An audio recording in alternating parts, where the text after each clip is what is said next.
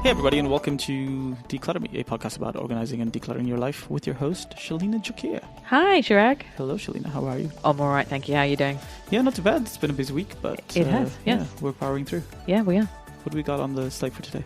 So, a lot of people ask me often about what to do with the stuff once they declutter it. So we've talked about the 90% done syndrome. I just wanted to have a quick chat about where to donate the stuff. To help people, if they quickly want to donate things that they've decluttered, especially over the new year, because a lot of people are decluttering right now. Yeah, so we also talked about, in addition to getting rid of the stuff, we also talked about selling it. And so today we're going to talk about donating. So there's lots of things that, when you declutter them, they can be donated rather than thrown in the trash bag or put in for recycling. So let's go through them. So there's clothes, which is an obvious one. So you'll see bins everywhere around in various communities from, a few of the main charities. So there's Red Crescent in Abu Dhabi in the Northern Emirates, and in various other countries, GCC countries, Red Crescent is there and they have bins there. In Dubai, there's the Alber and Bait who have their bins in a lot of the communities. So you can put clothing there. So I recommend people do that. So make sure that the clothes are not damaged. If they're broken, the broken zips, holes in them, frayed, put them in the recycling bin. Don't give them for donation.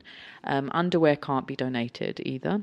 If you've got bras that have been barely used, they can be donated to a lingerie shop in Jumeirah, which we have a relationship with. So if people want to know about that, I can let them know privately. There's also various charities or people that are collecting for war-torn countries like Syria and in various other countries. So they take clothes and send it to the refugees there.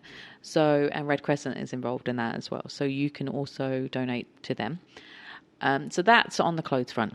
If you have bed sheets and towels, a lot of the vets take that because they need it for when, the animals go for operations or they get strays left at their place. And also the animal charities take these. So always, if you have blankets, sheets, towels, carpets, rugs, duvets, and pillows, they can all be donated to vets and to pet charities because they always are grateful for them.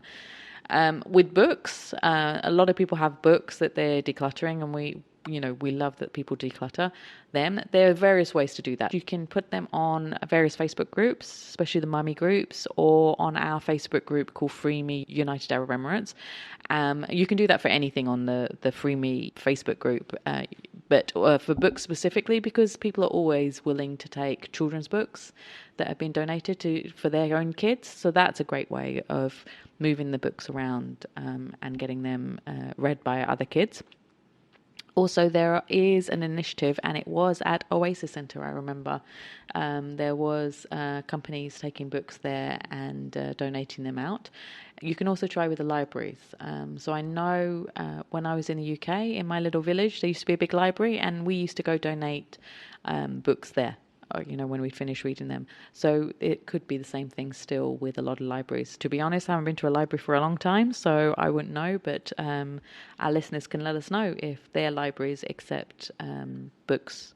Yeah, there used to be also even in Times Square. It's a bookstore basically, but they also take back books. People can come in and donate them, and they would take them off your hands and then find a way to give them back. And then we have and we've spoken about this one on our more elongated books episode, that we have there are charities and things that that then put them into a sale so that they can raise money. So again, that's a good way of donating books because you can give it to them and they can get to raise some money out of it, which is nice. Yeah. And also there's a lady I know that is collecting books and sending them to India to start a library for kids in a village in India as well. So I've given a lot of books to her as well.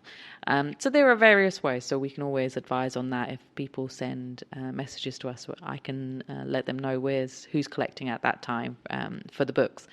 With kitchenware, if it's not been used that much and it's still usable, say with the saucepans, if the Teflon hasn't come off and it's not completely and totally burnt, you can always give them to the workers in the camps because they could use it for cooking. They'll find it very useful. And the same with cutlery and your crockery as well. So with crockery, when I get, you get goodie bags when you go to events, and I get mugs, I always give it to my security guards. So they all have a mishmash of different cups that I've given to them over the years. But they love it because, if somebody accidentally drops it or, they break a cup or a plate, they have a new set from me every so often. So you can do the same with your security guards in your buildings or with workers in the camps nearby. With phones and laptops? Yeah, we've talked about this one too. So it was episode 24. Yes, so we've talked about them. So there's various ways. First, remember to, remove all the data and clean it, put it to its original factory settings. And then you can either have them, there's a donation box in some supermarkets where you can put them in there, and then they're donating it to other countries. There are also people that take computers and laptops to send to certain countries to help kids who need the computers. We had a friend in the past who used to collect it and take it from us. So there are various methods to do that as well. So look out for them. And there's always initiatives that are announced in the newspaper for electronics. With TVs, I find that if you just leave the TV outside, the gardener or the workers will take the TV and send it back to their country as well. And I find that generally with a lot of stuff. Things that you think are junk or rubbish, if you leave it outside your house, outside your villa, there is always someone that's going to pick it up and take it away. So I've done that with a chair I had. I left that outside my door, and within 5 minutes it was gone. So it's great. And it's the same with bookshelves and things. So if you can't get rid of something, if you can't sell it, if you leave it outside or you put it on one of those, the Free Cycle website, it's Facebook groups or the Free Me UAE Facebook group, somebody will come and take it because they'll find a use for it or they'll repurpose the item. Yeah, I think we have the same for furniture as well. I think they only do wooden furniture or something, but the people you can call, they'll come in, they'll disassemble it, take it off, figure out a way to reuse that. And by the way, we're talking about Dubai and the UAE primarily, but this is true just about anywhere. Just do a quick search, you'll definitely find it. In the States, you have, again, Red Cross, Salvation Army, who would come in and pick up stuff, clothing and that kind of thing. They give it away to shelters, or like you said, they ship it to other countries where this might be relevant. There are always these collection drives that happen, as you mentioned as well, sometimes for just countries in distress, sometimes for just calamities like floods and those kind of things. And right after that, that's a great time to donate as well, because you can at least... if you have a donation bag ready and you know that these are stuff you want to donate, then the moment something happens, you can always give it away. Yeah, and the same which happened in the UK with, with Grenfell Tower. My friends who lived in London, a lot of them, their temples and mosques collected items from various people, clothes, because a lot of people lost all their possessions, so they didn't have even clothes on their back at the time.